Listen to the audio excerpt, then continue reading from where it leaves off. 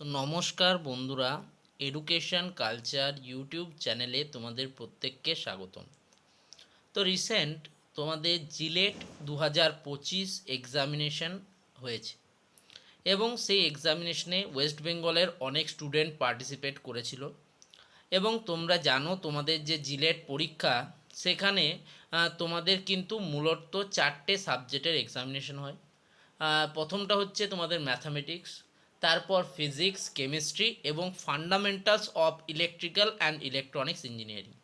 যেহেতু আমি একজন ইলেকট্রিক্যাল ইঞ্জিনিয়ারিং ব্রাঞ্চের স্টুডেন্ট, এখনও আমি স্টুডেন্ট বলছি নিজেকে, তার কারণ আমি যদিও পাস আউট করে গেছি বা জবেও জয়েন করেছি, তবুও আমি নিজেকে একজন স্টুডেন্ট বলছি, তার কারণ আমরা শিখছি, প্রতিনিয়ত আমরা জিনিসগুলো শিখতে থাকি। তাই জন্য আজও আমি কিন্তু একজন ইলেকট্রিক্যাল ইঞ্জিনিয়ারিং স্টুডেন্ট।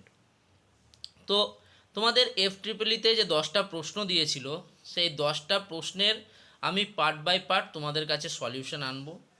দেখো, অত ডেপথে তোমাদের প্রত্যেকটা প্রশ্নের যে উত্তর সেটা জানার প্রয়োজন নেই, কারণ জিলেটের মতো যে পরীক্ষাগুলো, সেই পরীক্ষাগুলো হচ্ছে তোমাদের অনেকটা অ্যাকিউরেসির উপর এবং অনেকটা টাইম ম্যানেজমেন্টের উপর নির্ভর করে।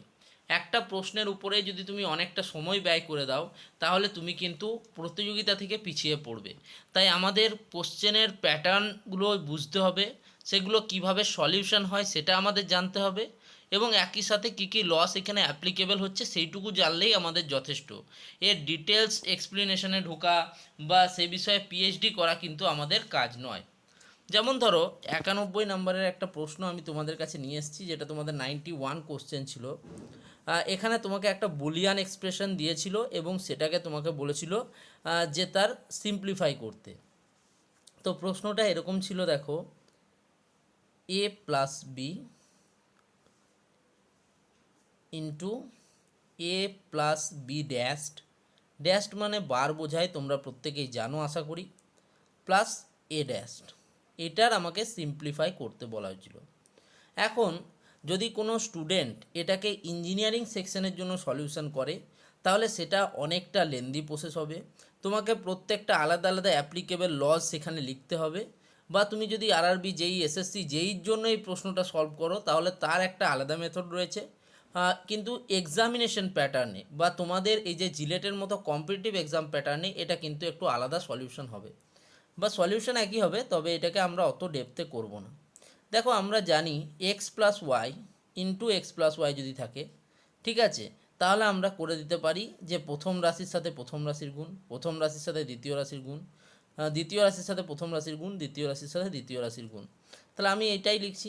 দেখো, তাহলে এ ইন্টু এ, এটা হলো প্রথম part, plus b into a, এটা হচ্ছে আমার second part, plus a into b bar বা b dashed, plus b into b dashed, plus তার সাথে আমার একটা রাশি আছে, সেটা হচ্ছে এ ড্যাশ। এখন যে কোনো সাধারণ স্টুডেন্ট যার বুলিয়ান অ্যালজেব্রা সম্বন্ধে ছোট্ট হলেও জ্ঞান রয়েছে, তারা প্রত্যেকেই জানো যে এ ডট এ এর ভ্যালু সবসময় এ আসে, এ ডট এর ভ্যালু এ আসে। এটাকে ইম্পিডেন্ট ল বলা হয়। আমার জেনে কোনো প্রয়োজন নেই, আমার ল কী আসে, এ ডট এ মানে হচ্ছে আমার এ, এবং বি ডট বি বার বা বি ডট বি ড্যাশড এর কিন্তু আমাদের আসে জিরো, এর ভ্যালু আসে আমার জিরো। তাহলে এখানে আমি কি কি ভ্যালু পেয়েছি, এ ডট এ তার ভ্যালু আমি পেয়ে গেছি এ, এবং বি ড্যাশড বি বারের ভ্যালু আমি পেয়ে গেছি জিরো। তাহলে আমি এখান থেকে পুরোটার থেকে এখন কি কি ভ্যালু পেলাম সেটাকে আমি একটু সিম্পলিফাই করি। এ ডট এ থেকে a plus b dot a বা এ ডট বি যাই লিখো না কেন, plus a dot b bar, এই রাশিটা আমার কাছে পড়ে আছে, প্লাস এ বার, এটা আমার কাছে এখন রাশিটা পড়ে আছে। এবারে এরকম যোগের ক্ষেত্রে তোমরা প্রত্যেকেই জানো কি হয়, পার্ট বাই পার্ট তোমার এটা গুণ যোগ হয়ে যাবে। যেমন প্রথম ক্ষেত্রে দেখো, এ এ প্লাস এ প্লাস, এবার দেখো এই A B A into B এবং এ ইন্টু বি বার, এখান থেকে আমি এ নিলাম, ঠিক আছে। তাহলে কি বাঁচলো, তাহলে বি প্লাস বি ড্যাশ এটা বাঁচলো, প্লাস আমার অলরেডি কিন্তু একটা এ বার আছে। আমি এখন এ বারটার সাথে আমি কোনো সম্পর্ক দেখাচ্ছি না, ঠিক আছে। এবার আরেকটা ফর্মুলা হয় যেখানে আমরা জানি বি প্লাস বি ড্যাশ বা বি প্লাস বি বারের ভ্যালু হচ্ছে কিন্তু 1, ঠিক আছে। তো এখান থেকে বি প্লাস বি বারের ভ্যালু হচ্ছে আমার 1, ঠিক আছে।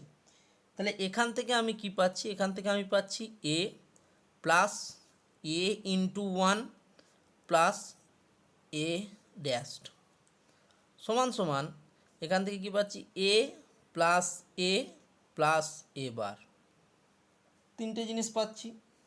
তাহলে এবার আবার দেখো আরেকটা ফর্মুলা হয় যেখানে আমরা বলি এ প্লাস এ, সেটা এই হয়, ঠিক আছে। তো এখান থেকে আমরা পেলাম এ প্লাস এ ড্যাশ আমার ছিল, তাহলে এ প্লাস এ ড্যাশ, যেমন আমি দেখলাম বি প্লাস বি ড্যাশ কত ভ্যালু হয় 1, তাহলে এ প্লাস এ ড্যাশের ভ্যালু হচ্ছে আমার 1। কিছুই না, খালি গুণ করে স্টেপ বাই স্টেপ লেখো এবং এই যে ফর্মুলাগুলো আমি বললাম এটা খালি অনুধাবন করো, তাহলেই তুমি বুঝতে পারবে যে এর ভ্যালু হবে 1। তাহলে এর আনসার হচ্ছে B1।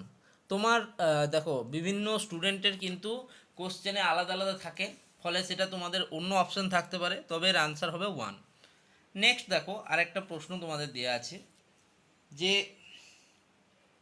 যে কী দেওয়া আছে, ইন আ পিএনপি ট্রানজিস্টার। তো পিএনপি ট্রানজিস্টারে বলেছে the emitter current I of G is 10 milliamps and the base current I of B is 0.1 milliamps, it's collector current IC would be. খুব সোজা একটা প্রশ্ন। তোমরা জানো according to the Kirchhoff's law, অত লেখারও প্রয়োজন নেই, বা অ্যাকর্ডিং টু দি